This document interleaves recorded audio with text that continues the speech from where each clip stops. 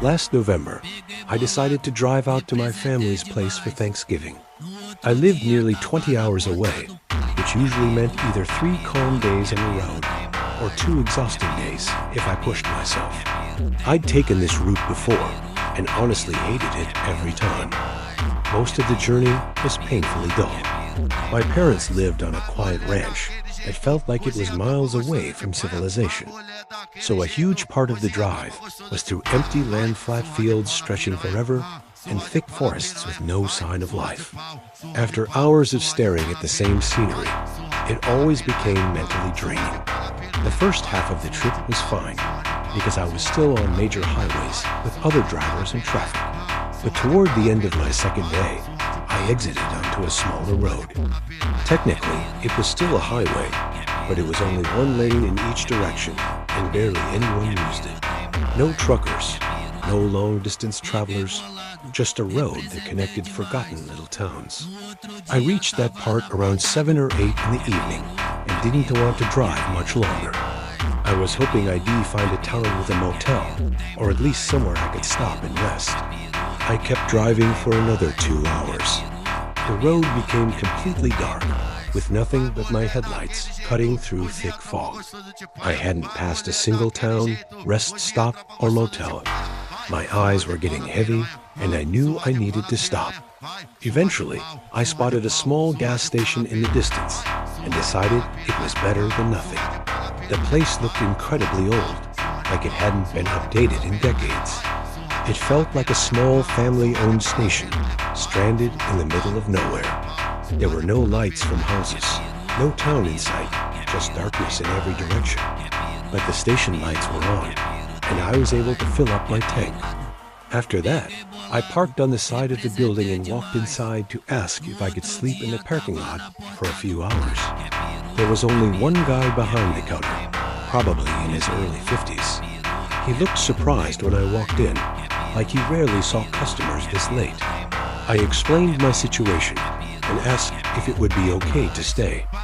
He told me the station was closing in 15 minutes, and he'd be heading home, but added that I could stay if I felt comfortable being there alone overnight. I thanked him and bought a couple of energy drinks for the next day. But as I walked back to my car, the way he said, "If you feel comfortable," stuck with me. It almost sounded like a warning, like he knew something about this place that I didn't. I told myself I was overthinking it, and that he probably just meant most people going to sleep in their cars. I reclined my seat and set an alarm for 3 a.m., planning to sleep for about 4 hours. About 15 minutes later, I heard him lock the doors and drive away. Once the station lights turned off, everything went pitch black.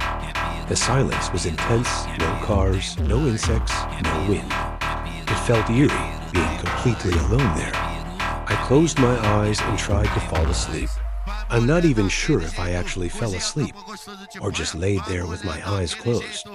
After what felt like an hour, I heard tires crunching on gravel. The sound slowly got closer. I opened my eyes and saw a dark pickup truck parked right next to my car. My heart started racing. The truck's headlights were off, and I couldn't see the driver or anyone inside. All I could see was the outline of the vehicle in the darkness.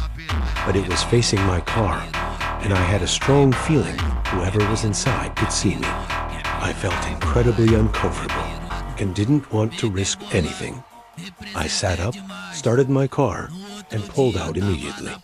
The whole situation felt wrong, an abandoned gas station in the middle of nowhere, and a truck silently pulling up beside me in the dark. Driving away made me feel safer, but only for a moment. Less than a quarter mile down the gravel road, I hit something lying in the middle of the road. I barely saw it before my tire ran over it, but it felt heavy and solid. I pulled over and tried to look at it through my mirror, but couldn't get a clear view. So I stepped out of the car to see what it was. The night was completely silent, except for the cold wind. In my headlights, I saw what looked like a huge duffel bag. It was unusually large, way bigger than any normal bag. And honestly, it looked disturbingly similar to a body bag. I told myself my imagination was getting the best of me. But before I could get closer, I heard another vehicle approaching fast. I looked up and saw nothing but darkness as the sound grew louder. I ran back to my car and got in.